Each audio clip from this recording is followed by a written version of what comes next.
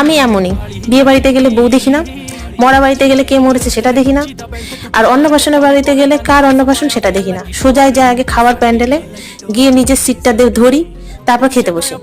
আর এখানটা প্যান্ডেলে গিয়ে দেখছি আমার জন্য কোনো সিটই নাই। বাস আমার মাথাটা গরম হয়ে গেল। তারপর শুরু করে দিলাম নাটক যে আমার মাথা ঘুরছে, গ্যাস হয়ে গিয়েছে, অনেক বেলা হয়ে গেছে, আমাকে কেউ একটু সাইড দাও। তো এই নাটক করে একজন উঠে গেল। তারপর আমি বসলাম, তো সোজাই খেতে গেলাম পাঁপড়। তারপর দিল ছেঁচড়া।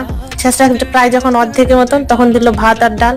আর ভাত আর ডাল খেতে খেতে আমি এতটাই মত্ত হয়ে গেলাম নিজের খাওয়াতে, পরের যে ভিডিওটা করতে হবে সেটা আমি ভুলে গিয়েছি। বাস ডেসে খেয়ে নিয়ে গেলাম যার অন্নপ্রাশন তার কাছে দেখতে, যে কে বাচ্চাটা, কার অন্নপ্রাশন খেতে আসলাম, একটু তো দরকার ছবি টবি তোলা। যাই হোক, দেখছি বাচ্চাটা খুব কিউট, আচ্ছা ভালো। তা আমি এরকমই তো, ঠান্ডা পড়ুক যাই মনে তাই হোক, আমার নিমন্ত্রণ বাড়ি হলে 2-3টা সোয়েটার নিয়ে কম্বলও প্রায় গায়ে দিয়ে আমি চলে যেতে পারবো, কোনো সমস্যা নেই।